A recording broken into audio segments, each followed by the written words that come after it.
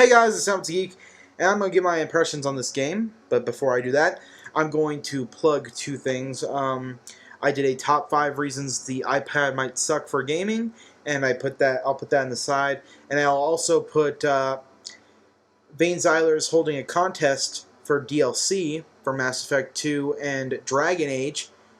I don't know what the platform, you're going to have to go look at the thread, but I'm going to link that on the side.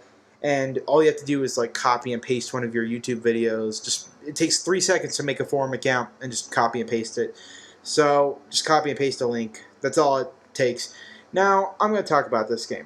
Now this game can be good or bad depending on who you're playing with and how you get introduced.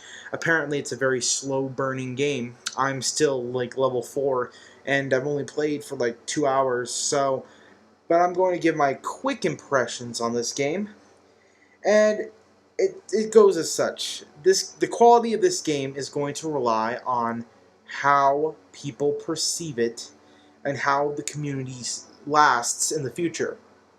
The thing about this game is that it requires a lot of teamwork. I've been on some really, really awesome teams, and I've been on some really, really fucking shitty teams. I noticed that people that have mics are usually more generous than people who don't. And there are tons of people who don't. And my mic sometimes works with the game, sometimes doesn't. And it's only this specific game.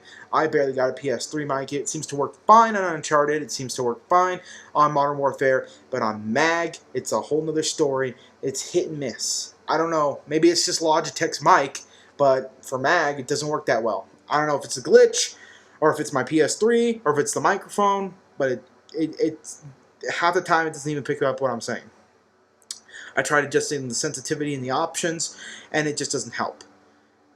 There's some other things about this game that I think, health could be raised more.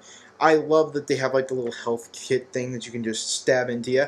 I mean, that's good, and the medics are good, but half the time people don't want to fucking help you. They will leave you on the floor dying. And the thing is if you want to progress, you're going to have people helping each other, especially if you're in that mode where you have to basically assault all the bases. And the thing about that mode entirely I see that's flawed is that you need to get every single part of their base in order to win. And it's not like Team Fortress where you will continually battle out until the end, and then you switch rounds and then you become the attack and defense. I think that's a better way to do it. But the way they have you do it is that you can, retake control over the base, and basically, you're not really defending, you're attacking at that point. I think it would be a better idea to take a note from Team Fortress, and, once the enemy secures that base, it is secured. And then there's like 3 rounds of this. I think that would be a lot better. But the way they did it is that the attacking team has such a much more difficult task to perform than the defending team. The defending team can just sit there with the sniper all day, pop, pop, pop, pop, anyone who's coming through, and that's all they really have to do. Whereas the attacking team, they have to secure each part of the base, and not only that, but defend the parts that they've secured. And that's a very difficult task, especially for squads that don't have microphones.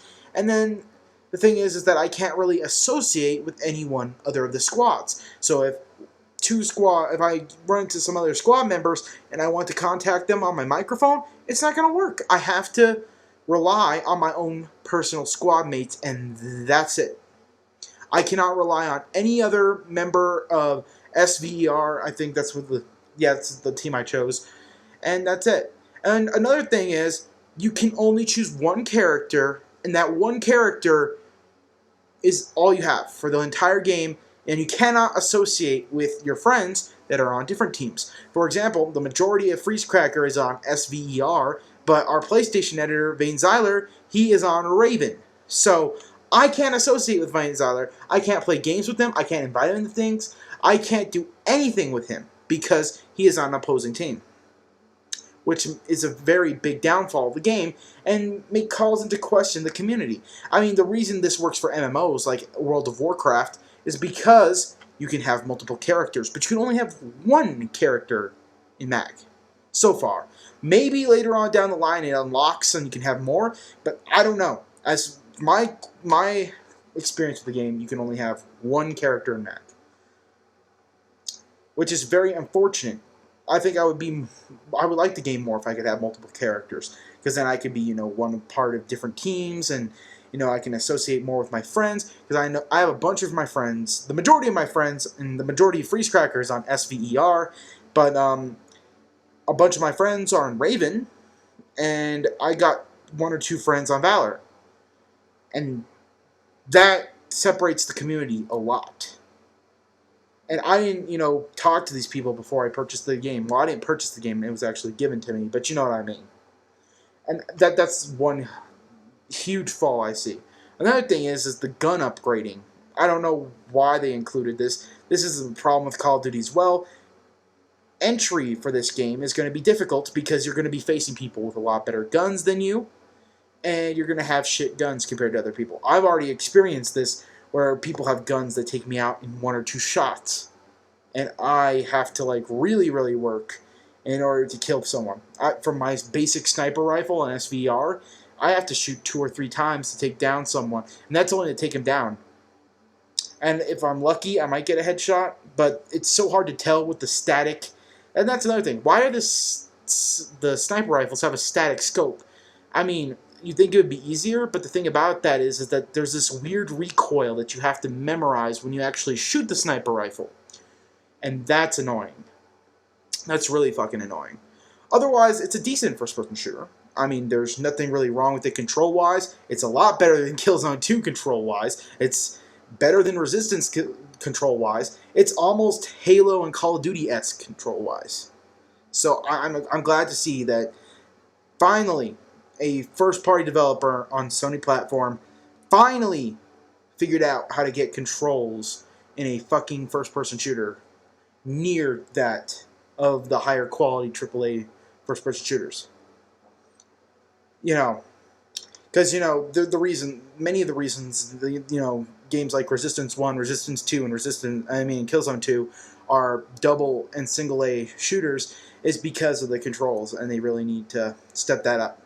I mean, Killzone 2 is a AAA shooter, but many people complain about the controls, and even with the setting of Call of Duty controls, it still didn't feel right.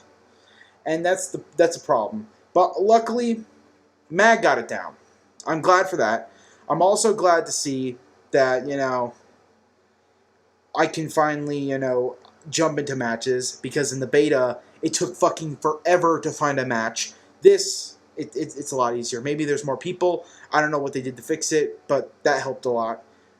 Overall, the game is really good. It's not anything special. It's definitely a 7 or an 8. It's not a 9 in any way.